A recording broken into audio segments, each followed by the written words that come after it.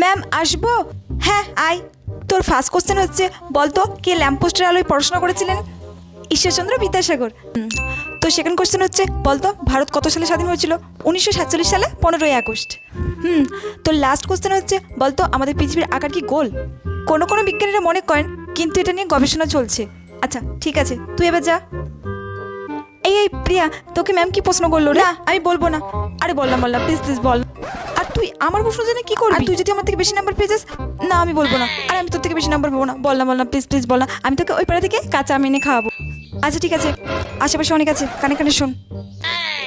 আচ্ছা next time ma'am আসবো? আচ্ছা তোর নাম কি? আমার নাম ঈশ্বরচন্দ্র বিদ্যাসাগর। হ্যাঁ?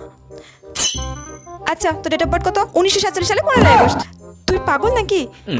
কোনো কোনো বিজ্ঞানীরা মনে করেন, কিন্তু এটা নিয়ে এখনো গবেষণা চলছে।